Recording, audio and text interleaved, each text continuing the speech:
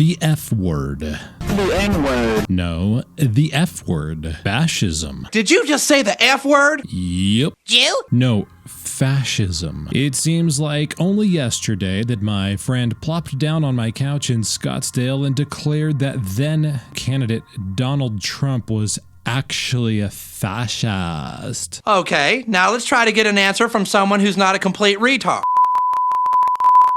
This would have been in late 2015 or early 2016, and since then the F word has gotten thrown around.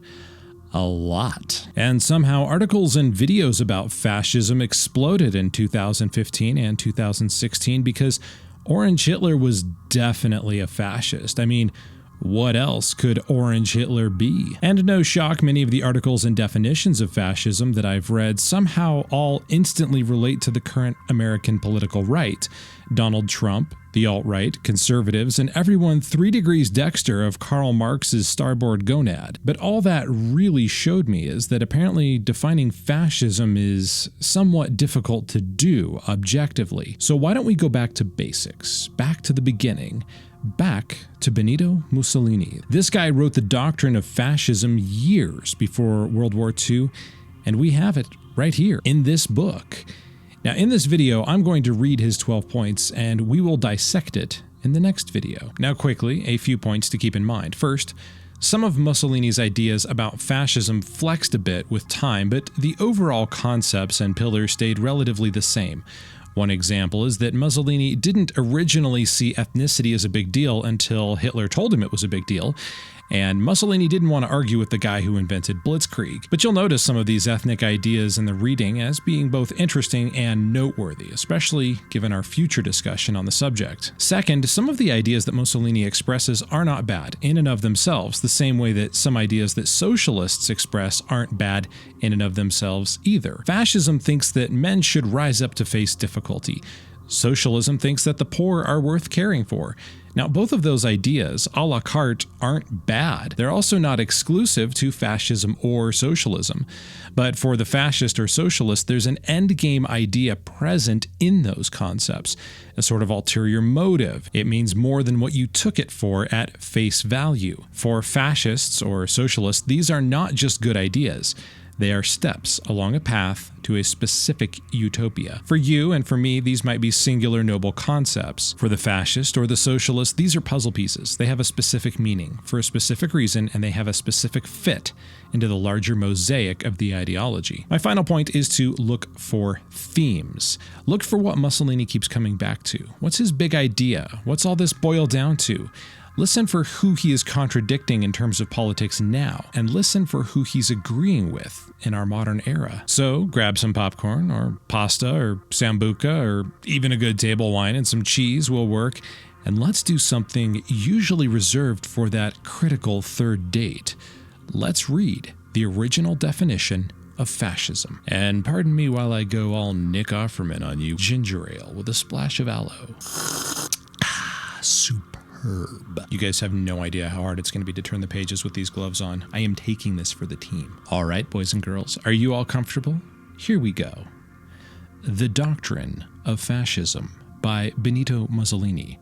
The English translation of the fundamental ideas is by Mr. I.S. Munro, reprinted by his kind permission from Fascism to World Power by Alexander McElhose, London, 1933. Fundamental ideas. Philosophic conception. Like every concrete political conception, fascism is thought and action. It is action with inherent doctrine, which, arising out of a given system of historic forces, is inserted in it and works on it from within. It therefore has a form correlated to the contingencies of time and place, but it has at the same time an ideal content which elevates it into a formula of truth in the higher region of the history of thought. There is no way of exercising a spiritual influence on the things of the world by means of a human willpower commanding the will of others without first having a clear conception of the particular and transient reality in which the willpower must act, and without also having a clear conception of the universal and permanent reality in which the particular and transient reality has its life and being. To know men we must have a knowledge of man, and to have a knowledge of man, we must know the reality of things and their laws. This is going to be a long reading. But here's where it gets good. There can be no conception of a state which is not fundamentally a conception of life. It is a philosophy or intuition, a system of ideas which evolves itself into a system of logical construction, or which concentrates itself in a vision or in a faith, but which is always, at least virtually, an organic conception of the world. If you were looking for an ideal point to take a huge bong rip, now is your cue. Point 2. Spiritualized conception. Fascism would therefore not be understood in many of its manifestations, as, for example, its organizations of the party, its system of education, its discipline, were it not considered in the light of the general view of life. A spiritualized view. To fascism, this world is not a material world which appears on the surface, in which man is an individual separated from all other men, standing by himself and subject to a natural law which instinctively impels him to lead a life of momentary and egoistic pleasure. In fascism, man is an individual who is the nation and the country. He is this by a moral law which embraces and binds together individuals and generations in an established tradition and mission, a moral law which suppresses the instinct to lead a life confined to a brief cycle of pleasure in order, instead, to replace it within the orbit of duty in a superior conception of life free from the limits of time and space, a life in which the individual, by self-abnegation and by the sacrifice of his particular interests, even in death, realizes the entire spiritual existence in which his value as a man consists. Point 3. The positive conception of life as a struggle. It is therefore a spiritual conception itself, also a result of the general reaction of the century against the languid and materialistic positivism of the 18th century. Anti-positivist, but positive, neither skeptical nor agnostic, neither pessimistic nor passively optimistic, as are, in general, the doctrines, all of them negative, which place the center of life outside man, who by his free will can and should create his own world for himself. Fascism wants a man to be active and to be absorbed in action with all his energies. It wants him to have a manly consciousness of the difficulties that exist and be ready to face them. It conceives of life as a struggle, thinking that it is the duty of man to conquer that life which is really worthy of him, creating in the first place within himself the physical, moral, intellectual instrument with which to build it. As for the individual, so for the nation, so for all mankind. Hence, the high value of culture in all its forms, art, religion, and science, is the supreme importance of education. Hence also the essential value of labor, with which man conquers nature and creates the human world, economic, political, moral, and intellectual. Point 4. Ethical conception. This positive conception of life is evidently an ethical conception. It comprises the whole reality, as well as the human activity which domineers it. No action is to be removed from the moral sense. Nothing is to be in the world that is divested of the importance which belongs to it in respect to moral aims. Life, therefore, as the fascist conceives it, is serious, austere, religious, entirely balanced in a world sustained by the moral and responsible forces of the spirit. The fascist disdains the easy life. Point 5. Religious conception. Fascism is a religious conception in which man is considered to be in the powerful grip of a superior law, with an objective will which transcends the particular individual and elevates him into a fully conscious member of a spiritual society. Anyone who has stopped short at the mere consideration of opportunism in the religious policy of the fascist regime has failed to understand that fascism, besides being a system of government, is also a system of thought. 6. Historical and realist conception. Fascism is a historical conception in which man could not be what he is without being a factor in the spiritual process to which he contributes, either in the family sphere or in the social sphere, in the nation or history in general, to which all nations contribute. Hence is derived the great importance of tradition in the records, language, customs, and rules of human society.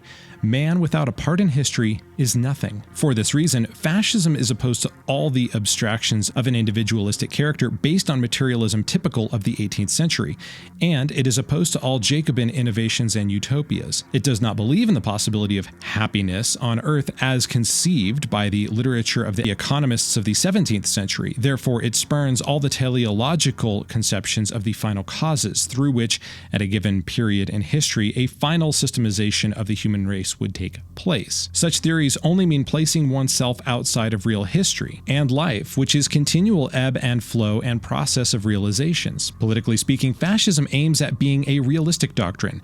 In its practice, it aspires to solve only the problems which present themselves of their own accord in the process of history, and which, of themselves, find or suggest their own solution.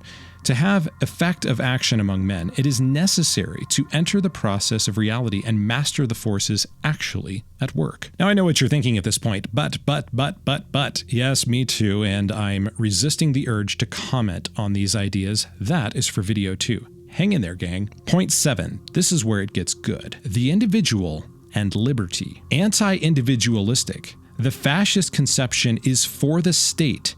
It is for the individual only insofar as he coincides with the state, universal consciousness, and the will of man in his historic existence. It is opposed to the classic liberalism, which arose out of the need of reaction against absolutism and had accomplished its mission in history when the state itself became transformed in the popular will and consciousness. Liberalism denied the state in the interests of the particular individual. Fascism reaffirms the state as the only true expression of the individual. And if liberty is to be the attribute of the real man and not of the scarecrow invented by the individualistic liberalism, then fascism is for liberty. It is for the only kind of liberty that is serious, the liberty of the state and of the individual in the state, because for the fascist, all is comprised in the state and nothing spiritual or human exists, much less has any value, outside of the state. In this respect, fascism is a totalizing concept, and for the fascist state, the unification and synthesis of every value interprets, develops, and potentiates the whole life of the people. Point 8. Conception of a corporate state. No individual, nor groups, political parties, associations, labor, unions, classes outside of the state. For this reason, fascism is opposed to socialism, which clings rigidly to class war and the historic evolution and ignores the unity of the state, which molds the classes into a single moral and economic reality. In the same way, fascism is opposed to the unions of the laboring classes. But within the orbit of the state, within ordinative functions, the real needs which give rise to the socialist movement and to the forming of labor unions are emphatically recognized by fascism and given their full expression in the corporative system, which consolidates every interest in the unity of the state. Point 9. Democracy. Individuals form classes according to categories of interests. They are associated according to differentiated and economical activities which have a common interest. But, first and foremost, they form the state. The state is not merely either the numbers or the sum of individuals forming the majority of a people. Fascism, for this reason, is opposed to the democracy which identifies peoples with the greatest number of individuals and reduces them to a majority level. But if the people are conceived as they should be qualitatively and not quantitatively, then fascism is democracy in its purest form. The qualitative conception is the most coherent and truest form, and therefore it is the most moral, because it sees a people realized in the consciousness and will of the few or even of one only, an ideal which moves to its realization in the consciousness and will of all. By all is meant all who derive their justification as a nation, ethnically speaking, from their nature and history, and who follow the same line of spiritual formation and development as one single will and consciousness, not as a race, nor as a geographically determined region, but as a progeny that is rather the outcome of a history which perpetuates itself, a multitude, unified in the idea, embodied in the will to have power and to exist, conscious of itself and its personality. Point 10. Conception of the state. This higher personality is truly the nation, inasmuch as it is the state. The nation does not beget the state, according to the decrepit nationalist concept which was used as a basis for the publicists of the national states of the 19th century. On the contrary, the nation is created by the state, which gives the people, conscious of their own moral unity, the will, and thereby the effective existence. The right of a nation to its independence is derived not from a literary and ideal consciousness of its own existence, much less from the de facto situation more or less inert and unconscious, but from active consciousness, from an active political will disposed to demonstrate in its right. That is to say, a kind of state already in its pride, in fieri. The state, in fact, as a universal ethical will, is the creator of right. Point 11. Dynamic reality.